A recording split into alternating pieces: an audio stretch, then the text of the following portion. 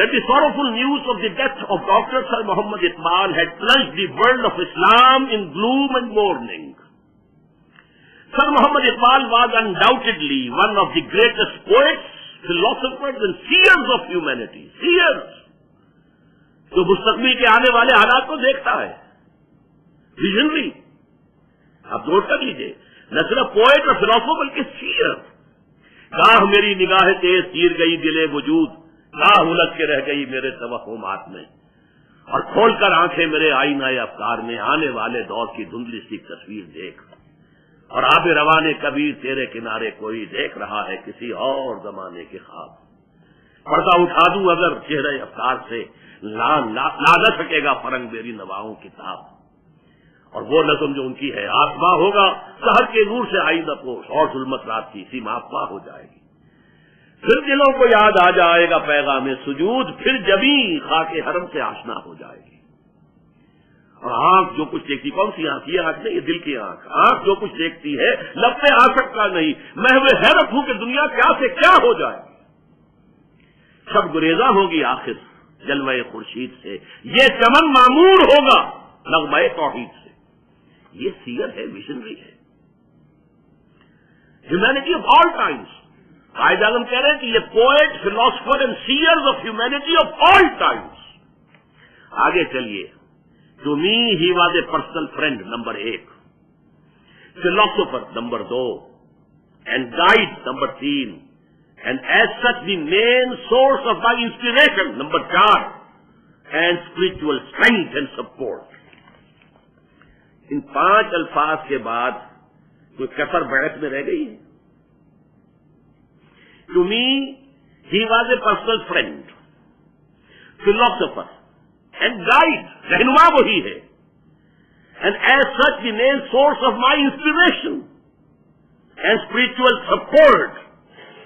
یہ ساری چیزیں مجھے اقبال سے ملی, اور واقعہ یہی ہے.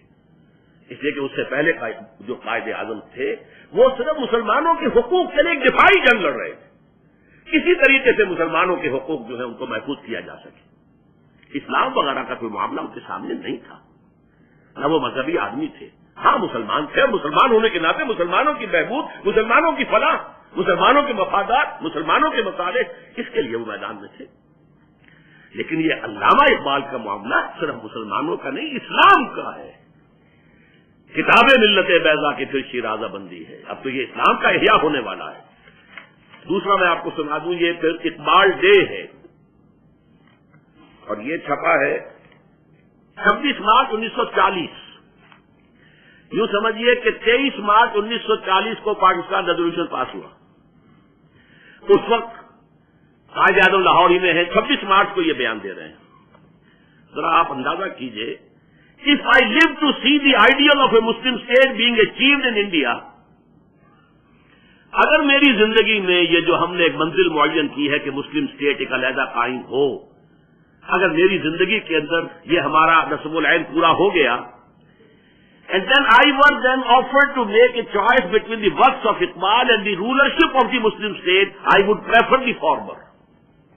اگر اس وقت میرے سامنے یہ چوائس رکھا جائے کہ چاہو تو علامہ اقبال کی تصانیف لے لو اور چاہو تو اس ملک کی حکومت لے لو, تو میں علامہ اقبال کی تصانیف کو ترجیح دوں گا, انہیں قبول کروں گا.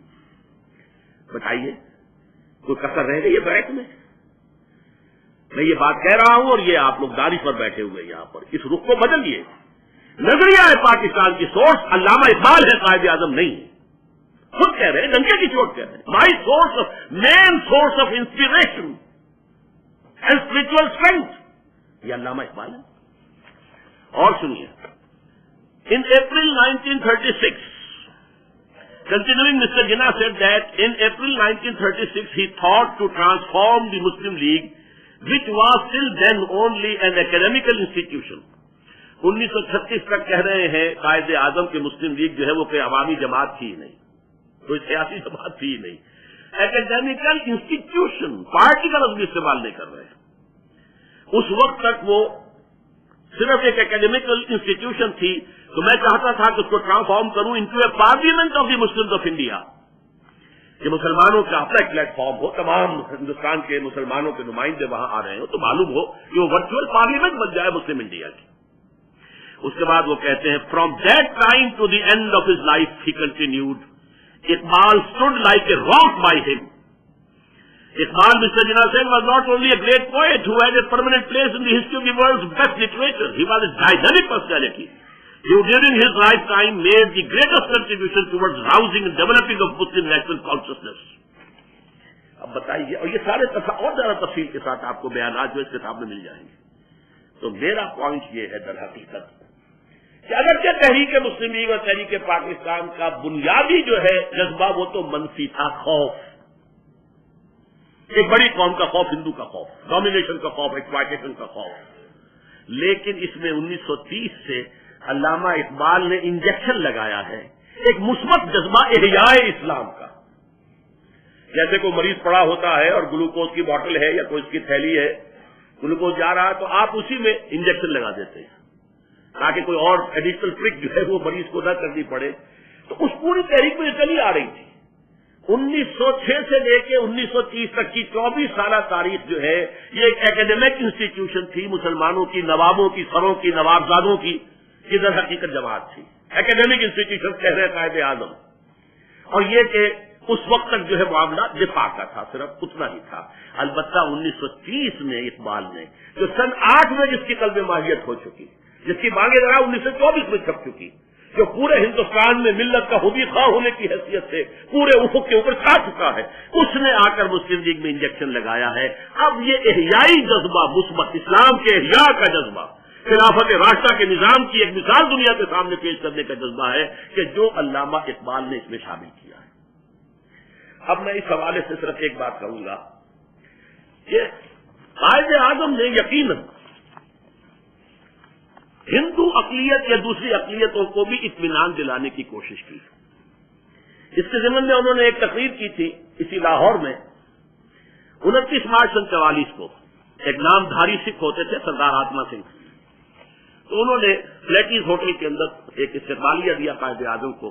وہاں کہا کہ علیحدہ علیحدہ کیوں تک قوموں کی بات کر رہے ہیں, وحدت کی بات کریں.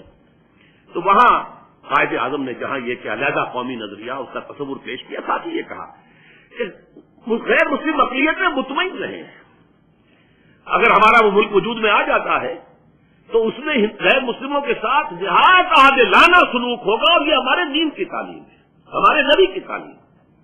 اور یہ صرف عادلانہ نہیں ہوگا, جنروسٹی والا ہوگا اس میں, بلکہ جس کو قرآن کہتا ہے عدل والاحسان, ان اللہ یامرکم بالعدل والاحسان, تو یہ صرف جسٹس نہیں, جنروسٹی کا حامل ہوگا ہمارا طرز عمل.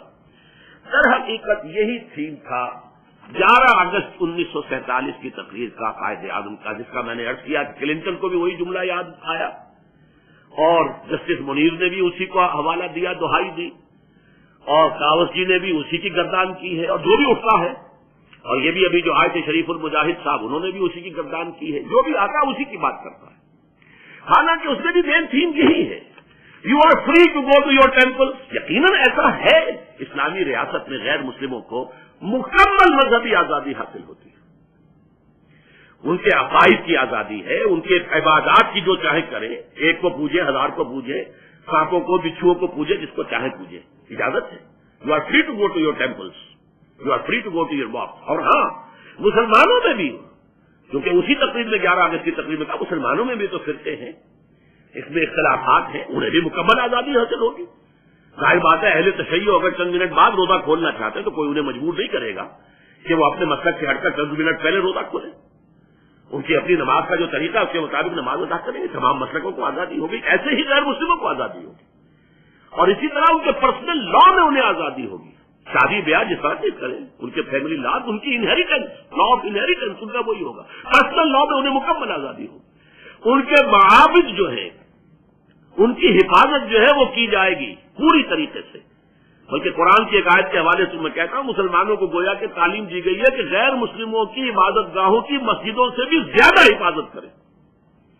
اس لیے کہ سورہ حج کی ایک آیت ہے, وَلَوْلَا دَفْعُ اللَّهِ النَّاسَ بَعْضَهُم بِبَعْضٍ لَهُدِّمَتْ صَوَامِعُ وَبِيَعٌ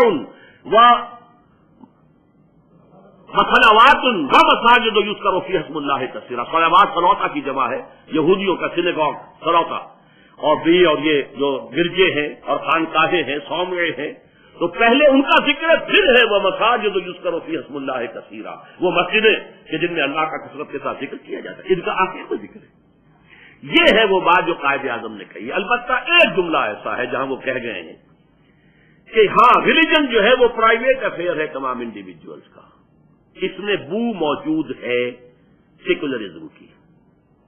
سیکولرزم کا اصول یہی ہے کہ تمام مذاہب ایٹ پار ہیں، ہر فرد کو مذہبی آزادی مکمل ہے۔ آج امریکہ میں ہے، جائیے آپ مسجد بنائیے، زمین خریدیے، مسجد بنائیے، کوئی آپ کو روکنے والا نہیں، کہیں بھی جائے، یہ مذہبی آزادی۔ البتہ دین جو ہے، نظام، وہ کسی مذہب کے حوالے سے نہیں ہوگا۔ وہ لوگ اپنی مرضی سے اپنے نمائندوں کی اکثریت کے حوالے سے جو چاہیں گے قانون بنائیں گے، یہ سیکولرزم ہے۔ سیکولرزم لا دینیت ہے۔ اسی لیے علامہ اقبال نے جو بھکتی چس کی تھی مصطفیٰ کمال پاشا پر، لا دینی و لاطینی کس پھیر میں الجھا تو، یہ لا دینیت جو ہے سیکولرزم ترکی کا، ہمارے پرویز مشرف صاحب نے آتے ہی اس کا حوالہ دیا تھا مصطفیٰ کمال پاشا کا۔ چاک کر دی ترک نادا نے خلافت کی قبا، سادگی اپنوں کی دیکھ اوروں کی عیاری بھی دیکھ، اور لا دینی و لاطینی کس پھیر میں الجھا تو، دارو ہے غلاموں کا لا غالب الا ہو۔ تو یہ لا دینیت ہے در حقیقت، لا مذہبیت نہیں ہے، مذہب تو سب کا ہے۔ لیکن میں نے جیسا کہ 3-4 آپ کو حوالے دیے ہیں، اگر ہم آپ اس کے ساتھ قائد اعظم کی پچھلی تقریروں کو دیکھیں گے تو وہ اسلام کو ریلیجن کہتے ہی نہیں۔ اسلام کا ایک حصہ ریلیجن کا ہے، عبادات، عقائد، رسومات، یہ ریلیجن ہے، یہ پرائیویٹ افیئر ہے، یہ شیعہ اپنے طور پر کرے، سنی اپنے طور پر کرے، اور یہ کہ حنفی اپنے طور پر، مالکی اپنے طور پر، اہل حدیث اپنے طور پر کرے، یہ ہے مذہب۔ دین جو ہے تو جب وہ کہتے ہیں اسلام کو کوڈ آف لائف ہے، اسلام کو نظام زندگی ہے، یہاں تک الفاظ ہیں کہ اسلام تو انسان کے صبح بیدار ہونے سے رات کو سو جانے تک ہر عمل کے ضمن میں ہدایت دیتا۔ یہ الفاظ ہیں، آپ کو انہیں جو اقتباسات ان کے اندر مل جائیں گے، کامل کوڈ ہے یہ اسلام۔ تو معلوم ہوا کہ وہاں صرف یہ جملہ کہنے سے رہ گیا ہے، ورنہ یہ کہ جب وہ کہتے ہیں کہ مذہب تو ہر ایک کا انفرادی معاملہ ہے، تو اسلام کو تو وہ مذہب نہیں مان رہے، اسلام کو ریلیجن نہیں مان رہے، اس کو کوڈ آف لائف کہہ رہے ہیں، کانڈکٹ آف لائف کہہ رہے ہیں، نظام زندگی کہہ رہے ہیں۔ اس حوالے سے لیکن یہ ضرور ہے کہ میں پھر یہ کہوں گا کہ یہ ماننا پڑتا ہے کچھ بو اس میں ہے سیکولرزم کی۔ آخر اتنا لوگوں نے شور جو مچایا ہے تو کہیں انگلی رکھنے کی جگہ ملی ہے تو انہوں نے وہاں پر جو ہے عمارت تعمیر کر دی ہے، لیکن اس کی تعبیر کیا ہے، توجیہ کیا ہے؟ دیکھیے یہ جملہ ایسا ہے کہ غلام احمد پرویز صاحب اگرچہ ہمارے نزدیک تو وہ کوئی پسندیدہ شخصیت نہیں تھے، اس لیے کہ سنت کا انکار اور حدیث کا استخفاف کر کے وہ مسلمانوں کو مین سٹریم سے کٹ گئے تھے۔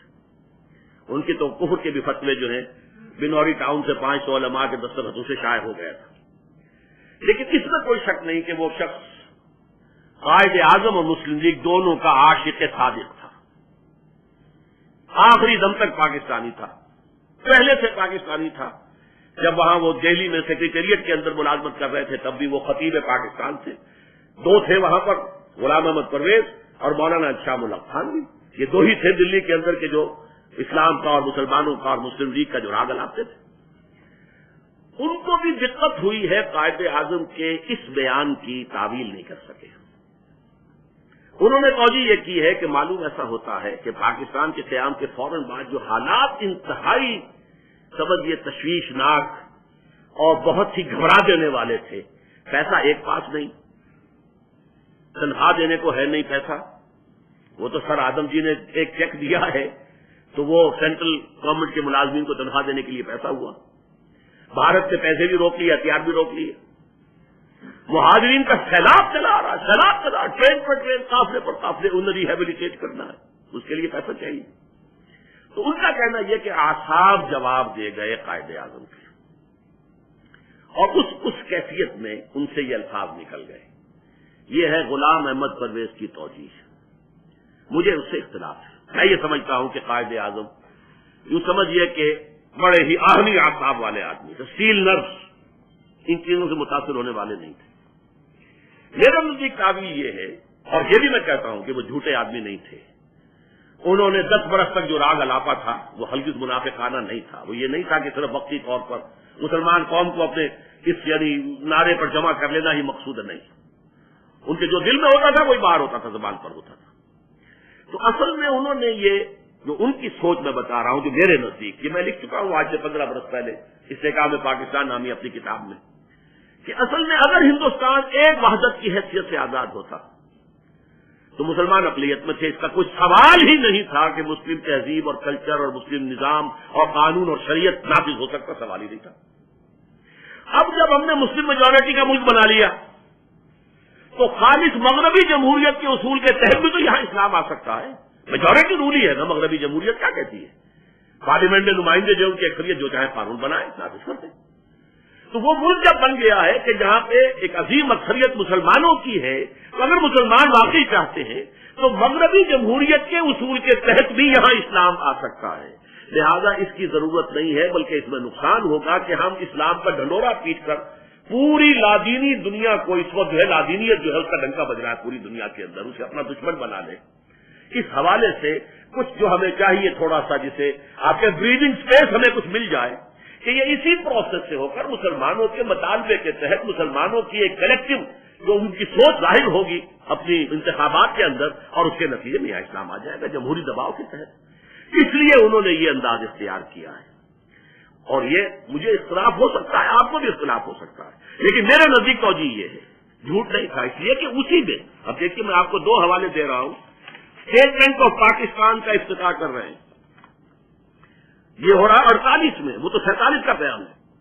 I shall watch with keenness the work of your research organization in involving banking practice compatible with Islamic ideals of social and economic life.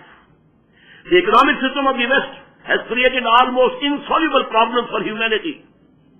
It has failed to do justice between man and man and to eradicate friction from the international field. The adoption of Western economic theory and practice will not help us in achieving our goal of creating a happy and contented people. We must work our destiny in our own way and present to the world an economic system based on true Islamic concepts of equality of manhood and social justice. پورے نظام کی بات کر رہے ہیں۔ جمہوریت ایک ہے نظری جمہوریت، ایک ہے عملی جمہوریت، تو یہ تو بالکل گرگٹ کی طرح رنگ بدلتی ہے، جس ملک میں آتی ہے اسی کا انداز اختیار کر لیتی ہے۔ ہمیں اپنے اصولوں کے مطابق جمہوریت لانی ہے، یہ بڑا انہوں نے کہا، انہیں اقتباسات کے اندر وہ بات موجود ہے۔ اور اس کے ضمن میں میں آخری جو حوالہ دینا چاہ رہا ہوں، بہت ہی دلچسپ حوالہ ہے۔ ایک 1946 جنوری میں برٹش پارلیمنٹ کا ایک وفد آیا ہندوستان کے سیاسی حالات کا مشاہدہ اور مطالعہ کرنے کے لیے، 10 ممبرز ڈیلیگیشن۔ اس کے قائد تھے رابرٹ ریچرڈ، ان میں سے ایک صاحب تھے مسٹر سورنسن۔ انہوں نے قائد اعظم سے ملاقات کی، تفصیل سے گفتگو کی، واپس آ کر انہوں نے کتاب لکھی مائی امپریشن آف انڈیا۔ اب ذرا اندازہ کیجئے اس کے الفاظ، ہی that is Jinnah is a sword of Islam resting in a secular scabbard. یہ جنا جو ہے یہ اسلام کی ایک تلوار ہے جو ایک سیکولر نیام میں رکھی ہوئی ہے۔ یہ مذہبی آدمی نظر نہیں آتا، اس کے داڑھی نہیں ہے، اس کا جو ہے عام لباس وضاقتہ جو ہے وہ مولویانہ نہیں ہے، but is a sword of اسلام۔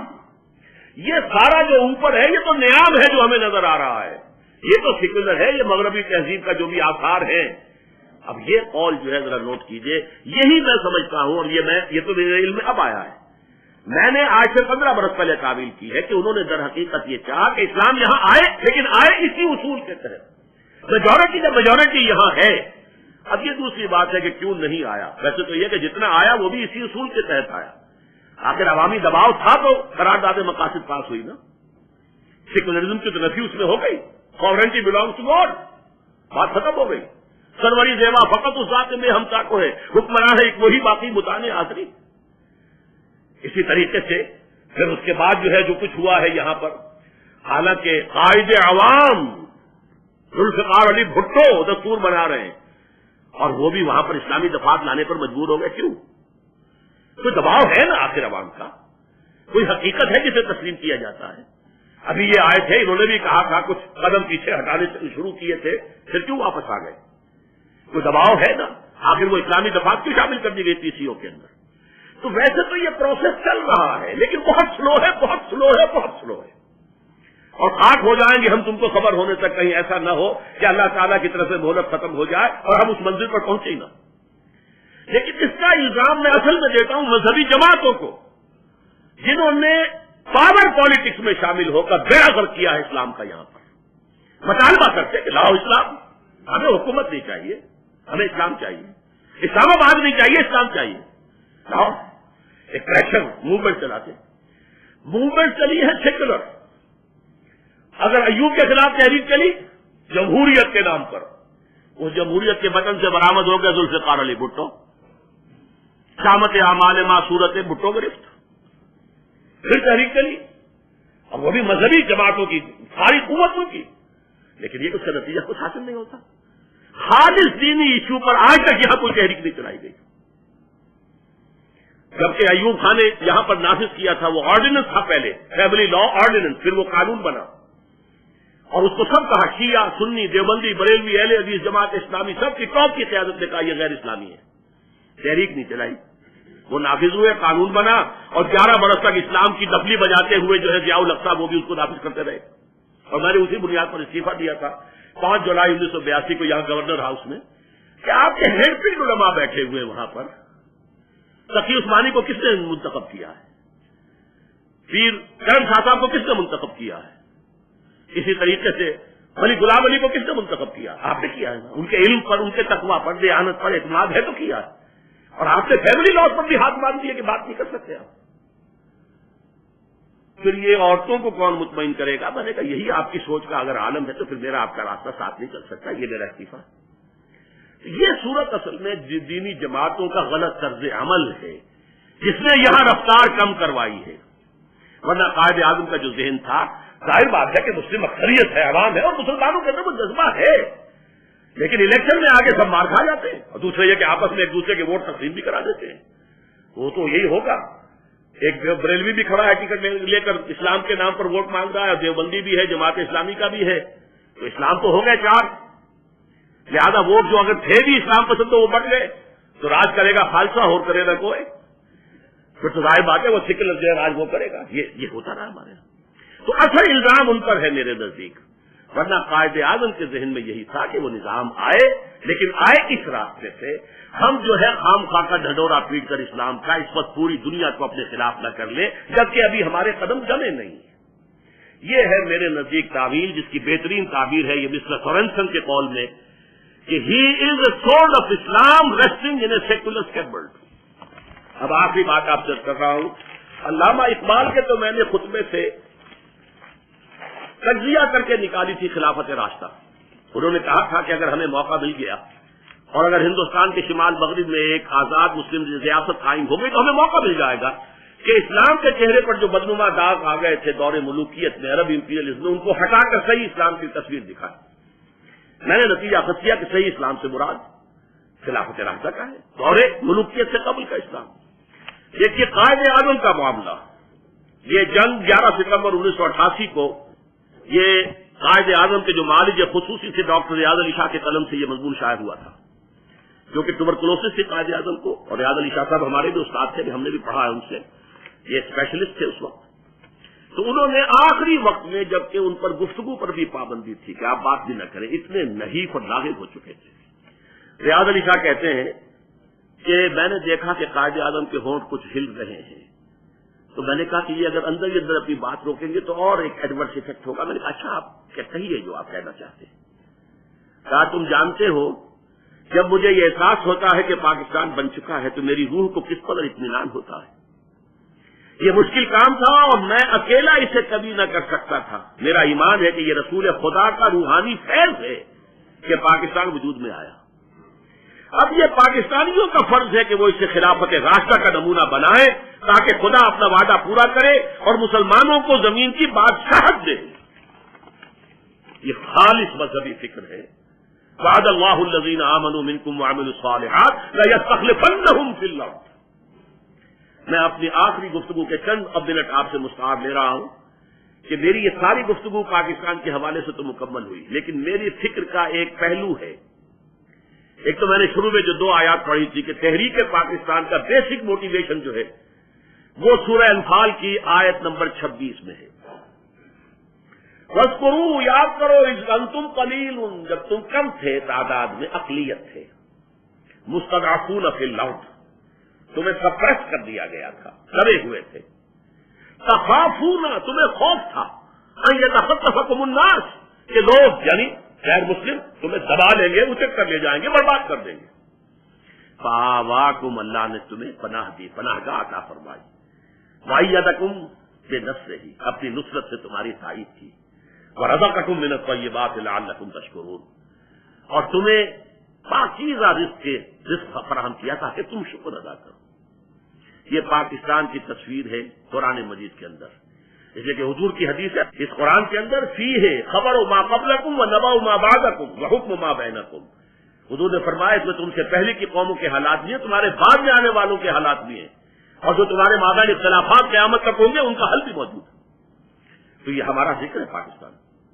دیکھیے، میرے ایک فکر کا جو پہلو میں آپ کے سامنے رکھنا چاہتا ہوں، میرے نزدیک یقینی ہے، حتمی ہے، شدنی ہے، اٹل ہے، قیامت سے قبل پوری دنیا میں نظام خلافت قائم ہوگا، اللہ کے دین کا غلبہ ہوگا. قرآن مجید میں اس کا صغرا کبرا ہے.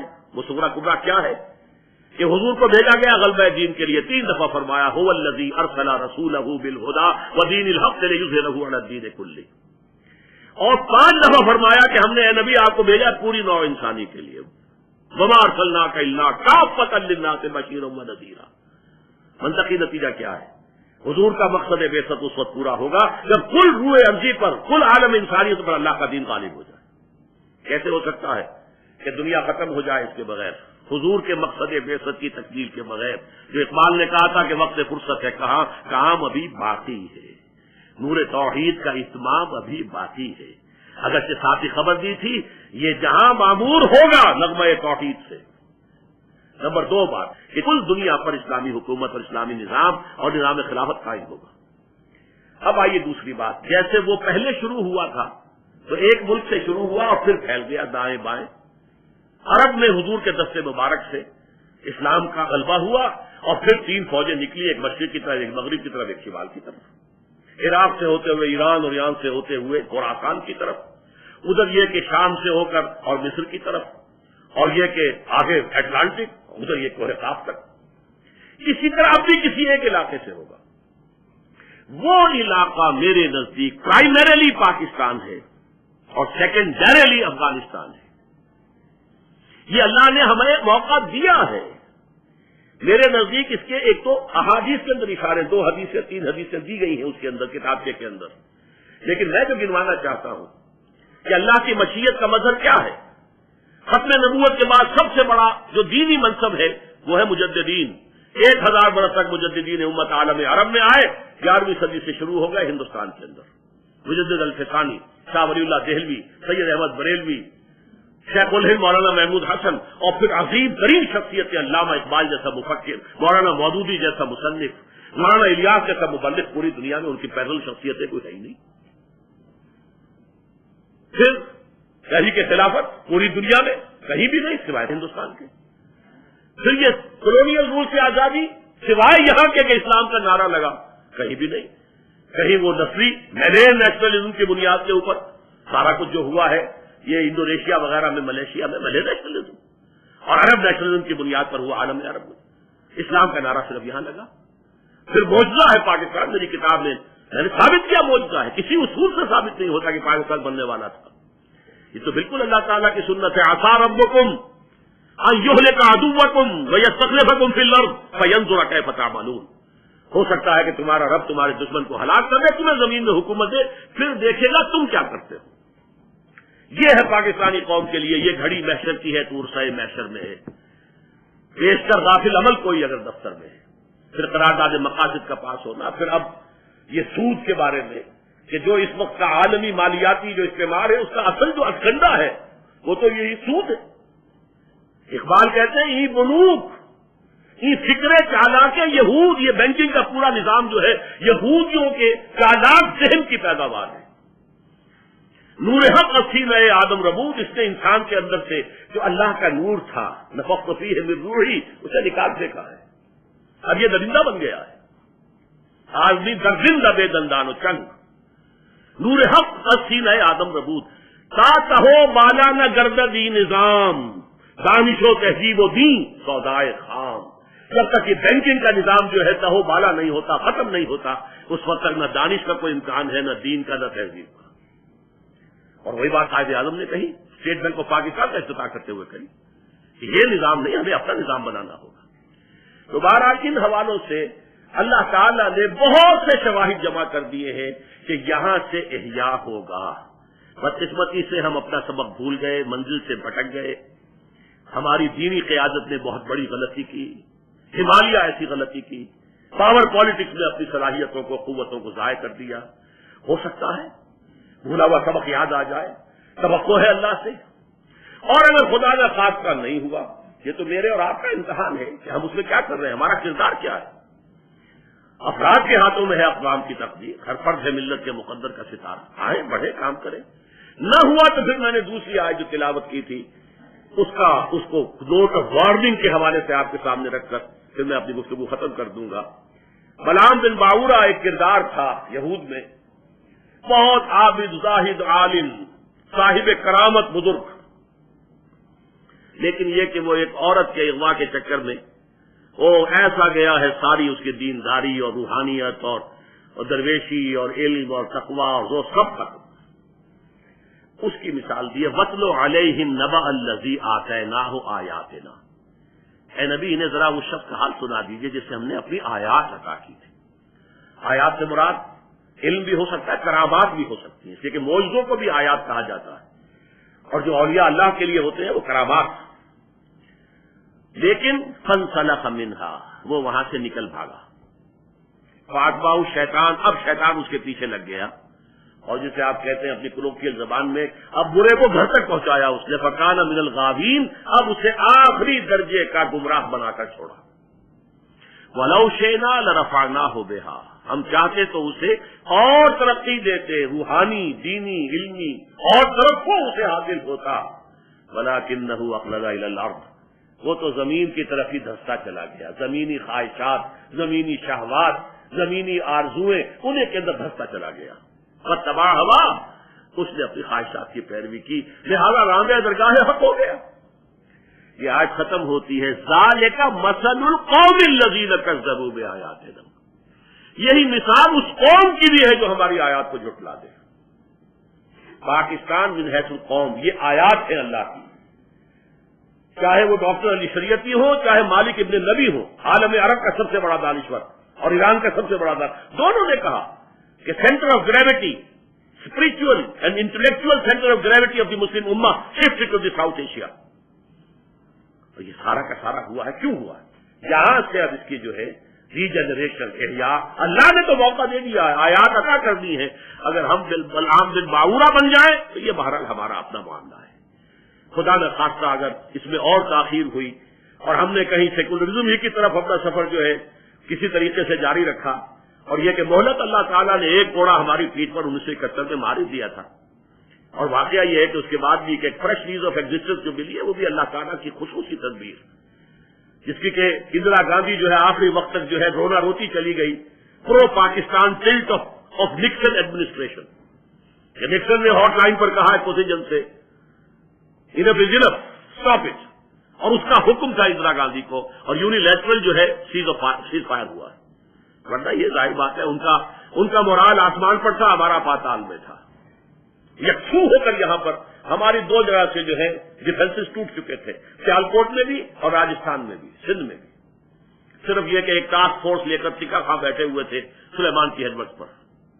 باقی ہماری ایئر فورس مفلوج ہو چکی تھی، کماری میں آ کر ہمارے جہاز کو وہ ہٹ کر کے گئے. تو زیادہ سے زیادہ 6 دن کی مار تھی پاکستان، لیکن نہیں، اللہ نے بچایا ہے. لیکن یہ کہ اس پر دھوکہ نہیں کھانا چاہیے. اللہ تعالیٰ رسی دراز کرتا ہے لیکن پھر ایک دم کھینچتا بھی ہے پھانسی کے تختے کی طرح. ایسا نہ ہو کہ ہم بلعام بن باورہ بن جائیں، لیکن اس کے لیے ہم میں سے ہر ایک کو کمر کسنے کی ضرورت ہے، اور اس کے لیے اپنی اپنی مساعی کو ان صلاتی و نسکی و محیای و مماتی للہ رب العالمین، اس انداز میں اپنے آپ کو اس دین کے احیاء اور نظام خلافت علی منہاج النبوہ کے قیام کے لیے وقت کرنا چاہیے۔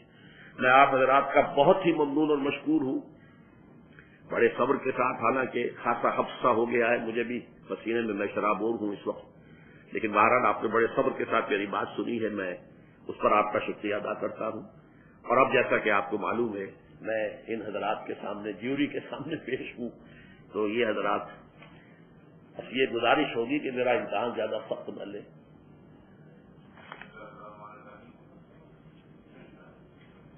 تقریباً 2 گھنٹے کام سنایا اور جی تو حقیقت میں تو آپ کے فرمودات کے بارے میں کچھ کہنے کی ضرورت نہیں ہے۔ ہم جو دینی جماعتوں کے کردار کا آپ نے ذکر کیا تو جناب کو بھی یہ یاد ہوگا کہ بعض موقع پر دینی جماعتوں کی طرف سے یہ بات کہی گئی کہ ہم نہیں کہتے تھے کہ یہ جو قیادت ہے مسلم لیگ کی، یہ تو فریکشن مسلمانوں پر مشتمل نہیں ہے، اس بات سے وہ فرق کا اظہار کرتے رہے تو ناکام اگر ایوب خان کی الیکشن لیگ ہوتی ہے یا نماز لیگ ہوتی ہے وہ فخری بات جماعتوں کی طرف سے کہی جاتی ہے۔ تو آپ نے تجزیہ کیا صحیح سے آپ کے پاس میں صحیح طور پر تو مسئلہ جو آپ نے کھول کر بیان کر دیا اصل میں وہ تو مسلمانوں کو اپنے مقدمے کے لیے قابل وکیلوں کی ضرورت ہے، یہ سوال ہی جو ہے برمن صحیح نہیں کہ حوالے سے کہ جو قیادت ہے مسلم لیگ کی وہ کیسے یہ واضح ایلیمنٹ آپ نے اس سے اتفاق کی تو زیادہ دینی جماعتوں کو میں یہ بھی دیکھنا چاہیے کہ اس طرح سے پاکستان کے اندر جو سیکولر ناسر ہیں ان کو تجویز ملتی ہے، ان کے مقابلوں کو تجویز ملتی ہے، عام ایسے لوگوں میں مایوسی پیدا ہوتی ہے، اس طرح کی بات ہوتی ہے، یہ بھی تھوڑا سا وجہ مسئلہ ہے۔ دوسرے آپ کے ارشادات کا ایک پہلو کہ بھائی لسانی جو قومیت ہے پاکستان کے لیے وہ مشکل ہے، لیکن بہرحال رابطوں کا کام ہوتا ہے کہ جتنے بھی بندر مل سکیں قومیت کو اور اقلیت کو کام کے لیے تو آپ نے یہ بڑھایا کہ سندھ کے لوگ اس کو برداشت کرنے کے لیے جاتے ہیں۔ میرا اس میں اپنی ایک رائے ہے کہ یہ بھی پاکستان کے خلاف ہونے والی سازشوں میں سے سازش ہے۔ اگر پاکستان کی جو اس زبان کو قاعدہ سے سمجھے تھے مختلف صوبے ہیں، مختلف زبانیں ہیں، تو ظاہر ہے کہ ایک ملک بنتا ہے تو ایک رابطے کی زبان کی ضرورت ہوتی ہے۔ میرے دوسرا مقام مل جاتا وہ سرکاری زبان مل جاتی تو سندھی یا دوسری زبان میں اس مقام پر آ جاتی۔ تو اب یہ جو ہوا ہے کہ مقامی یا صوبائی زبانوں کا ایک تصادم کروایا گیا ہے قومی زبان کے ساتھ ایک خاص مقصد کے تحت۔ تو جہاں تک اردو کا تعلق ہے یہ جس طرح سرحد میں ہے، بلوچستان میں ہے، سندھ میں ہم نے دیکھا ہے کہ سارے لوگ سمجھتے ہیں، بولتے ہیں، تو ایسی بات نہیں ہے۔ لیکن جب آپ سرکاری زبان رکھیں گے، انگریزی کو مسلط رکھیں گے، قومی زبان کو صرف قومی زبان ویسے بنائے رکھیں گے، پھر تو سازم پیدا ہونے لگا ہے۔ تو میرے خیال میں اگر مسائل کو ہم صحیح انداز میں دیکھیں تو اس میں اور بھی صورتیں ہمیں ایسے عوامل مل سکتے ہیں کہ ہم اپنی قومیت کو پاکستانیت کو مضبوط کریں گے۔ اس میں آخری جو میں آپ سے ماشاء اللہ آپ کی گہری نظر ہے معاملات پر، حالات پر، تو تھوڑا سا آپ کو ہماری رہنمائی کے لیے یہ فرمانا چاہیے کہ وقفوں کے بعد یہ ایسے عناصر ذکر آتے ہیں دونوں فطروں سے اور یکساں وہ اپنی باتیں کہنے لگتے ہیں، تو اس سلسلے میں ہمارا رائے عمل کیا ہونا چاہیے؟ اب جو جس اخبار کا آپ نے ذکر کیا تو المیہ یہ ہے، حالات کا سراغ یہ ہے کہ یہی وہ اخبار ہے جو قائد اعظم کی خاص پر شروع ہوا تھا اور اسی ایک اخبار نے پاکستان کی جان کی لڑی تھی، تو آج اسی میں قائد اعظم کے جو افطار ہیں ان کو جاری کیا۔ بہت شکریہ۔ اصل میں اعجازی صاحب کی گفتگو جو ہے وہ زیادہ تر تو کمنٹس کے میرے عنوان آئے گی، تو ظاہر بات ہے ہر شخص کو حق ہے کمنٹس دینے کا۔ جہاں تک زبان کے مسئلے کی بات کی ہے، جہاں تک فرمایا کہ کیا کریں، تو کرنا تو یہی ہے کہ اس کو نمایاں کریں، واضح کریں پاکستان کی بنیاد اصل میں کیا تھی۔ جہاں تک لسانی مسئلے کا تعلق ہے میرے نزدیک ہم سے غلطی ہوئی ہے، اور وہ یہ ہے کہ یہ دنیا کے اندر جو معاشی مسئلہ ہے اس کی بھی اہمیت ہوتی ہے۔ بنگالیوں نے کیوں اردو کو ریجیکٹ کیا؟ وہاں بہاری جو آئے تھے ان کی زبان اردو تھی، بنگلہ بچے کو جو ہے بنگالی بچے کو اردو سیکھنی پڑتی، لہذا انہیں خطرہ تھا کہ ہمارے نوجوان پیچھے رہ جائیں گے اور یہ آگے نکل جائیں گے۔ یہی معاملہ سندھ میں تھا، وہاں اردو اسپیکنگ آئے ہیں مہاجرین، ظاہر بات ہے کہ وہاں ایک معاشی دوڑ تو ہر جگہ لگی ہی ہوتی ہے۔ سندھیوں نے کہا کہ اگر اردو ہوئی تو یہ لوگ تو آگے نکل جائیں گے، ہم پیچھے رہ جائیں گے۔ تو حقائق کو دیکھنا چاہیے تھا، اور اس میں چونکہ پازیٹو مشورہ آیا، آغا خان جیسا شخص، ظاہر بات ہے مسلم لیگ کے پلرز میں سے وہ شخص بھی رہا تھا، اور مسلم یونیورسٹی علی گڑھ کا جو ہے وہ وائس چانسلر رہا تھا، تو اس کے حوالے سے یہ کہ اس کی بات قابل غور تھی کہ آپ رابطے کی زبان جو ہے وہ عربی کر لیجیے اور 20 سال کے اندر اندر ہو جائے گا۔ آج ہندوستان میں کیا ہے؟ رابطے کی زبان انگریزی ہے، باقی ہر اسٹیٹ کی اپنی زبان ہے، تامل ناڈو کی اپنی زبان ہے، اسی میں ان کی سارے پروونشل آفیسز، پروونشل اسمبلی اور سب معاملہ تامل زبان میں ہوگا۔ ہاں مرکز کے ساتھ رابطہ جو ہے وہ جو ہے وہ انگریزی میں ہوگا۔ ہندی انہوں نے بھی نہیں مانی، اور یہی وجہ تھی کہ ساؤتھ انڈیا کا جو وہ تھے لوگ، وہ کہتے تھے کہ یہ تو ہندی آئی تو نارتھ انڈیا ہمارے اوپر ڈومینیٹ کر جائے گا۔ تو ان چیزوں کو میں سمجھتا ہوں غلطی ہوئی ہے، ہم سے اس کو تسلیم کرنا چاہیے۔ اردو تو کہنے کو ہے تو نہیں، حقیقت میں ہم نے انگریزی رکھی ہوئی ہے قومی زبان۔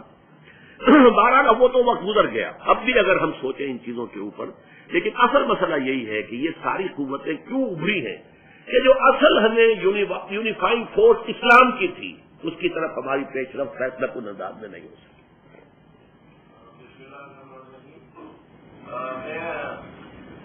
ذرا اپنا تعارف بھی کرا دیے تاکہ سب حضرات کے لیے آ جائے۔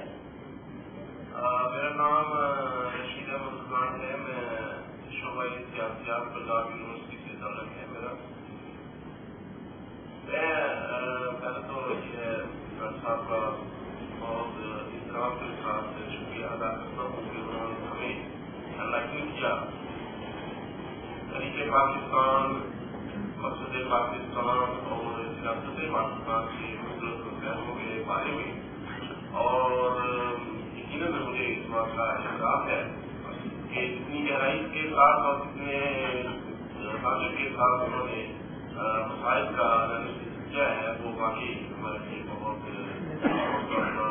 دوست آپ انسپریشن ہے۔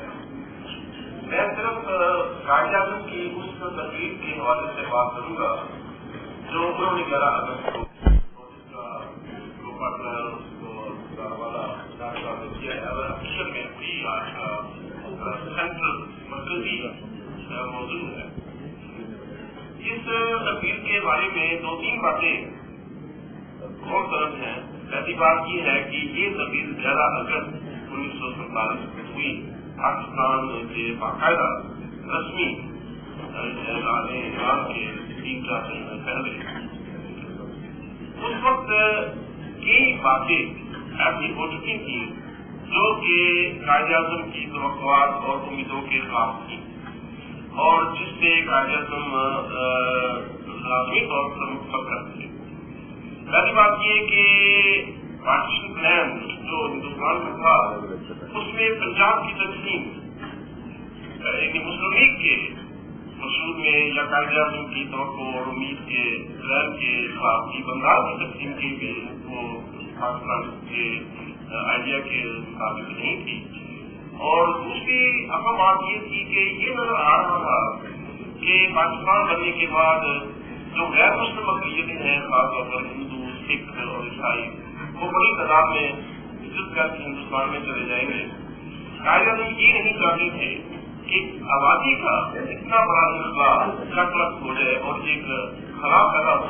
وہ چاہتے تھے کہ پاکستان میں تمام غیر مسلم، خاص ہندو ہیں یا دوسرے لوگ ہیں، وہ رہیں اور پاکستان کی تعمیر اور ترقی میں حصہ لیں۔ آپ کو یاد ہوگا کہ انہیں پہلی آئین ساز اسمبلی کی اجلاس کے لیے ایک ہندو کا نام تجویز کیا، اور یہ ساری باتیں ان کی تقریر بھی، ان کے الفاظ بھی، ان کا واحد مقصد یہ تھا کہ پاکستان میں جو غیر مسلم اقلیتیں رہ جائیں گی ان کو تسلی دی جائے، ان کو اطمینان کرایا جائے اور انہیں اس قابل کیا جائے کہ وہ پاکستان میں رہیں اور پاکستان کی تعمیر اور ترقی میں پوری طرح حصہ لیں۔ یہ ان کی قصوں کا ہے۔ دوسری بات جو میں عرض کرنا چاہتا ہوں کہ یہ جو بحث شروع ہو جاتی ہے کہ کیا قاعدہ سیکولر تھے، یہ اس کا قصور بات پہ نہیں، عناصر پہ نہیں ڈالا جا سکتا جنہیں عام طور پر سیکولر کہا جاتا ہے، یا جو جنہیں سیکولر کا نام دے کر بدنام کیا جاتا ہے۔ اصل میں یہ ریئیکشن ہے کہ کچھ عرصے سے جو اسلام کی تشریح توجیہ اور جو تصور پیش کیا جاتا ہے پاکستان میں کیا جا رہا ہے، وہ قائداعظم کے تصور اسلام سے مستقل ہے۔ قائداعظم کا تصور اسلام کو بہت وسیع ہے، اور ہمارے ہاں کچھ لوگوں نے اسلام کو بڑی تنگی سے پیش کیا ہے، جب وہ تنگی سے اسلام پیش کر کے اپنے اسلام کو اس ملک کی سیاسی نظام پر مسترد کرنا چاہتے ہیں تو ایک رد عمل پیدا ہوتا ہے، اور اس رد عمل کے طور پر یہ بحث شروع ہو جاتی ہے۔ ڈاکٹر نے بالکل صحیح فرمایا ہے کہ قائد اعظم علامہ اقبال سے متاثر تھے۔ علامہ اقبال سے متاثر ہونے کی وجہ یہ تھی کہ علامہ اقبال استحال میں لکھنے لگتے تھے، اور قائد اعظم اس وجہ سے ان سے متاثر تھے کہ علامہ اقبال کا تصور جو اسلام کے بارے میں تھا وہ بہت وسیع تھا، وہ ایک ملا کے تصور سے مختلف تھا، اور اس وجہ سے وہ علامہ اقبال کو اپنا قائد تصور کرتے تھے۔ تو ہمیں میرے خیال میں جو یہ ساری بحث ہے اس کو اس پرسپیکٹو سے دیکھنا چاہیے کہ اسلام کا جو تصور کے سامنے تھا وہ تصور نہیں تھا جو عام طور پر نظر اللہ یا دوسرے لوگ دیکھتے ہیں۔ میں یہاں پر میں صرف ایک واقعہ کا ذکر کرنا چاہتا ہوں۔ ایکٹس پولیسوں نے جو سامنے ہوئی لکھی ہے قائد اعظم کی، اس میں ایک واقعہ کا ذکر ہے کہ کیا میں پاکستان کے فوری بعد قائد اعظم کراچی کے قریب ایک مقام پر گئے، وہاں قائد اعظم کو دیکھ کر بہت سے لوگ جمع ہو گئے اور انہوں نے قائد اعظم کے ہاتھ میں نعرے لگانے شروع کر دیے۔ اس مجموعے سے کسی نے یہ نعرہ بھی لگا دیا کہ مولانا قائد اعظم زندہ باد۔ اس پر قائد اعظم نے فوراً ریئیکٹ کیا اور کہا کہ اسٹاپ اٹ، آپ you are political leader not your religious leader. تو اس کا ان کا مقصد یہ تھا کہ بھائی جو مذہبی قیادت ہے وہ اور ہے، جو سیاسی قیادت ہے وہ اور ہے۔ تو اس لحاظ میں انہوں نے یہ کہا کہ میں سیاسی لیڈر ہوں، اس کا یہ حقیقت وقت نہیں تھا کہ سیاسی لیڈر جو ہے وہ مذہب کے خلاف ہوتا ہے۔ شکریہ۔ میں درخواست کروں گا وہ رائے دینے کرتے وقت تقریر نہ کریں، بلکہ مختصر ہم اختصار کے ساتھ سوال اصل میں تو دیکھے سفید۔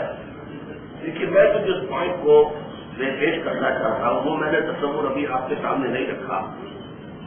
قائد اعظم علامہ اقبال کا تصور اسلام اور عام ہمارے مذہبی شخص کا تصور اسلام، وہ اسلام ہی کی دو اصل ایسپیکٹس ہیں، ایک میں عبادات کا اور ظواہر کا اور قوانین کی زیادہ اہمیت ہے، دوسرے میں سوشل جسٹس کا، عدل کا، انصاف کا۔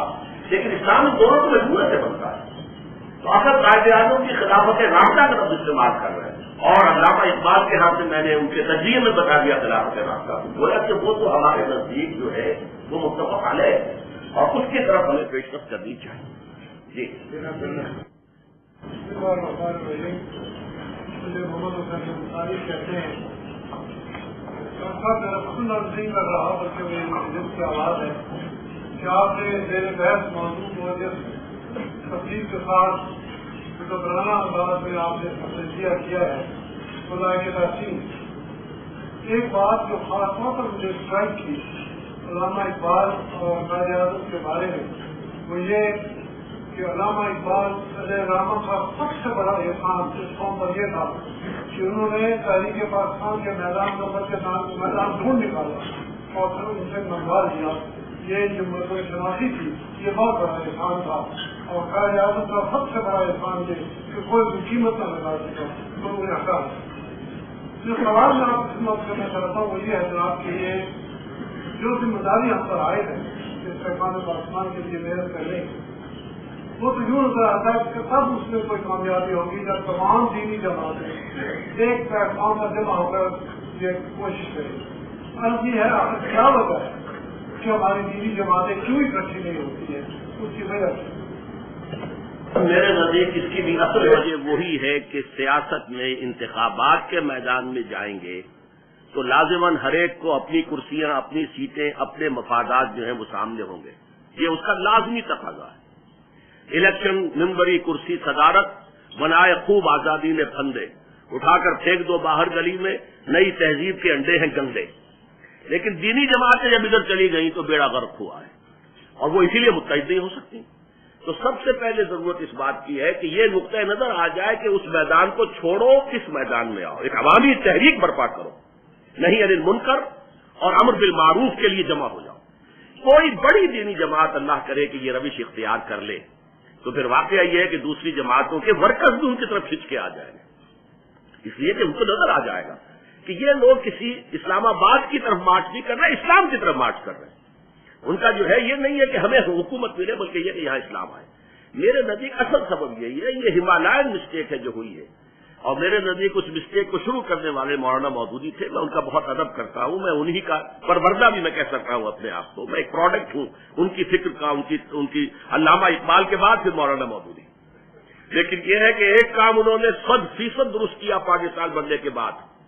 واحد وہ شخص تھا جو کھڑا ہوا یہ کہہ کر کہ یہاں کے دستور کے اندر اسلامی بنیادیں طے ہونی چاہیے. باقی ہماری مذہبی جماعتوں کو، دینی جماعتوں کو تو یہ شعور بھی نہیں تھا کہ دستور کس بلا کا نام ہے اور کیا اس کی اہمیت ہوتی ہے.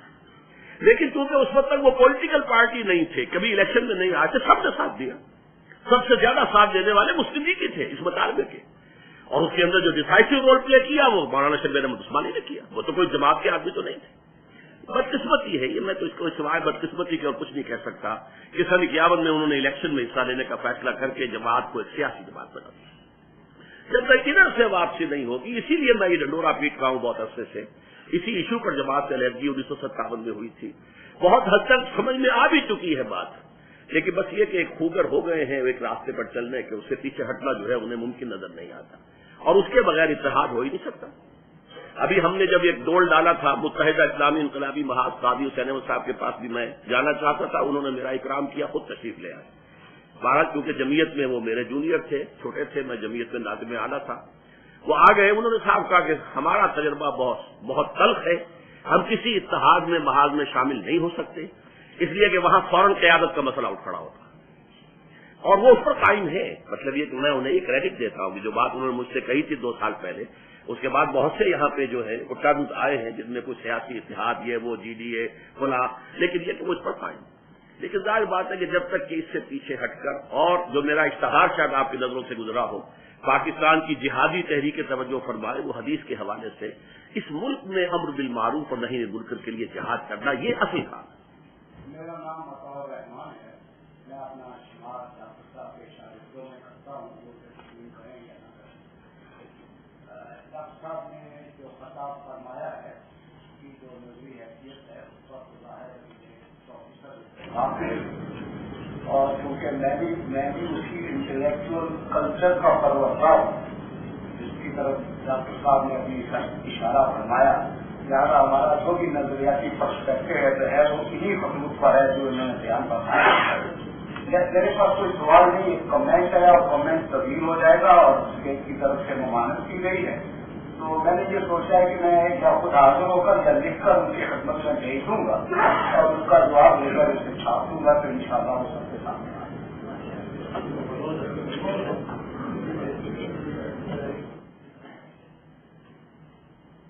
عبدالجبار صاحب میرا نام ہے.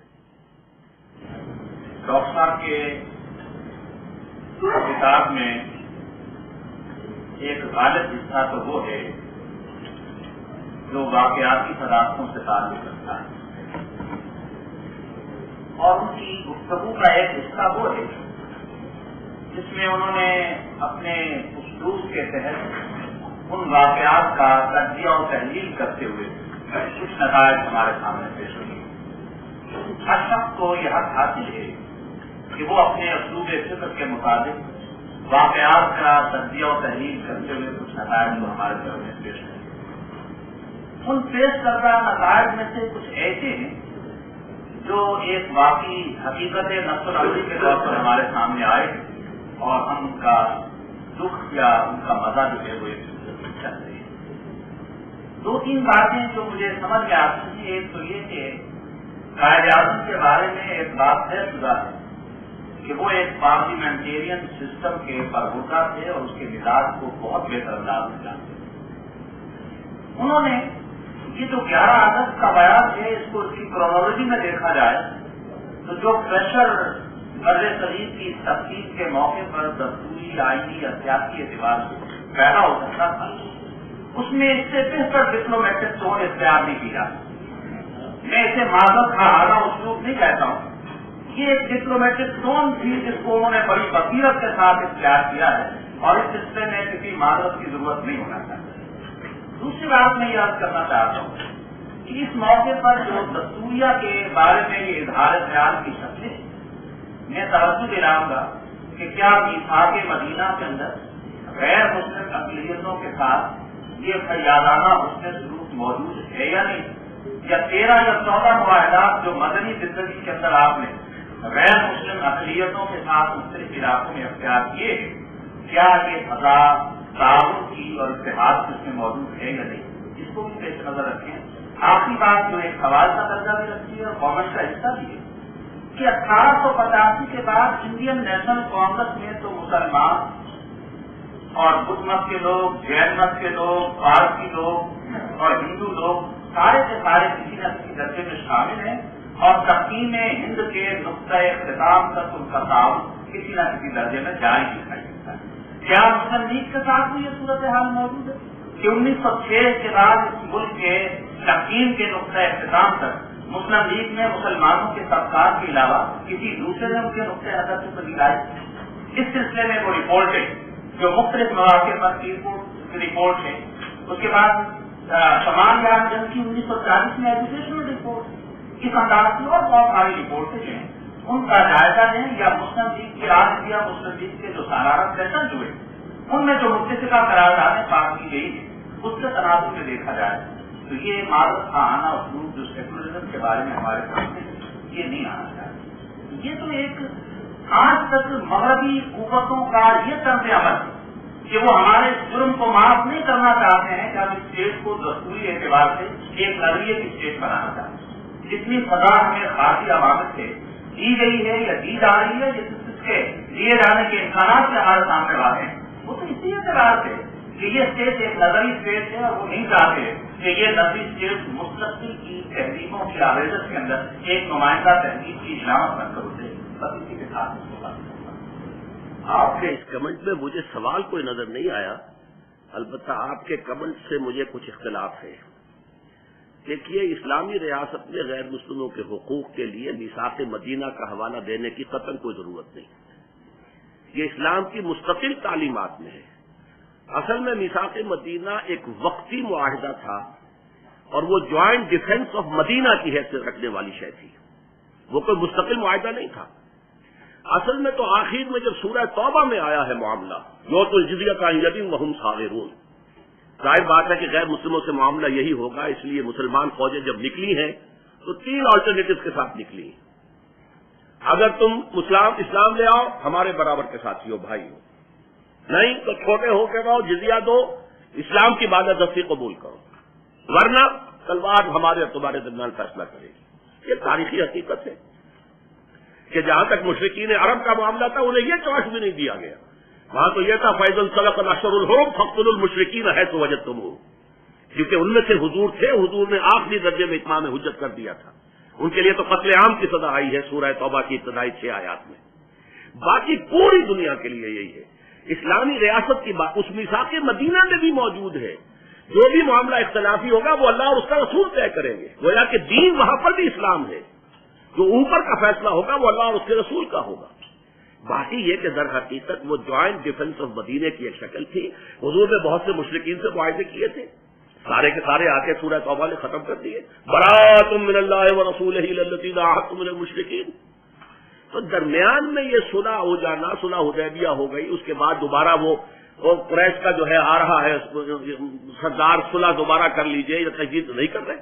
یہ چیزیں تھی ایک اقامت دین کی جد و جہد کے مختلف مراحل. لیکن اسلامی ریاست میں غیر مسلموں کے لیے واقعتاً میں نے ساری باتیں آپ کے سامنے بیان کی ہیں تو اس کو ڈپلومیسی اگر آپ کہیں گے، اگر تو یہ لفظ آپ ڈپلومیسی جدید اصطلاح استعمال کر رہے ہیں تو وہ ہمارے ہاں کو پسندیدہ اصطلاح نہیں. یہ ضرور ہے کہ اس کے اندر کچھ جھلک آتی ہے کہ وہاں گویا کہ اسلام کے ساتھ بھی کوئی پرائیویٹ افیئر کا معاملہ جو ہے وہ نفی ہوتا ہے اس جملے کے اندر. لیکن اس کی ہم نفی کریں گے ان جملوں کے حوالے سے جہاں جو قائد اعظم فرماتے ہیں کہ اسلام ریلیجن نہیں ہے، because religion is the private affair of the individual. اسلام دین ہے، کوڈ آف لائف ہے، لیکن وہاں اس جگہ پر یہ بات موجود نہیں ہے.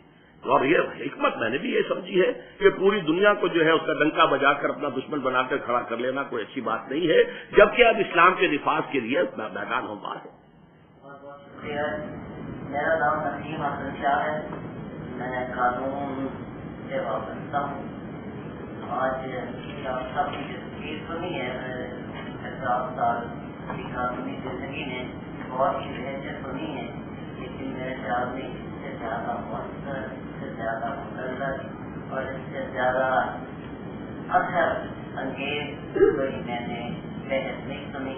اور آج یہاں مجھے آپ کی بہت خوشی ہوئی ہے کہ ہمیں یہ مجھے موقع دیا. اتنی زبردست ایک دلیل اور ایک معلوم سنوں جس نے واقعی مجھے ہلا کے رکھ دیا. میں ممنون. یہاں بہت دیر سے یہ بحث چلی آ رہی ہے کہ یہ 11 اگست 1947 کی جو تقریر ہے اس سے قائد اعظم کیا چاہتے تھے. 14 اگست کے حوالے میں اخبار والے بہت پوچھتے ہیں بھائی آپ بتائیے قائد اعظم کا کیا ویژن تھا پاکستان کے بارے میں، پاکستان کو کیسا بتانا چاہتے تھے، یعنی سیکولر اسٹیٹ ہو، ریلیجس اسٹیٹ ہو، کیا ہو، آپ کا کیا ہے. میں نے کہا کہ میں بہت اس کے بارے میں لکھ چکا ہوں، اس پر بہت اس کو کہنے کی ضرورت نہیں.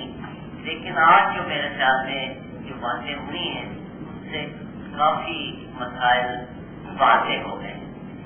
ایک تو میں ایک پرانا سا واقعہ سنا دوں. 1958 کے بعد جب ایوب خان کی حکومت آئی تو اپنے منظور قادر صاحب کے 2 فارن منسٹر تھے اور ان کے 2 منسٹر بھی اس کو سمجھا جا سکتا ہے کیونکہ وہ جو نیا آئین بن رہا تھا اس میں وہ بہت پیشوئی تھے.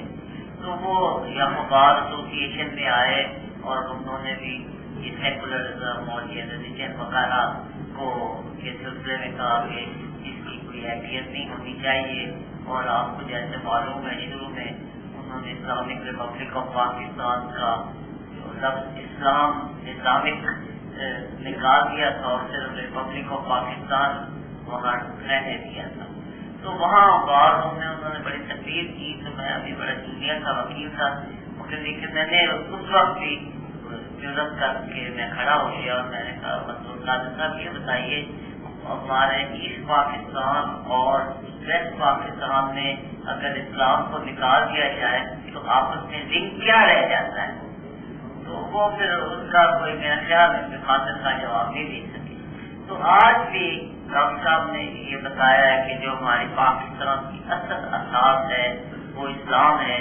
اور جو انہوں نے تشبیہ دی کہ اگر تھوڑا سا پانی کم ہوتا جائے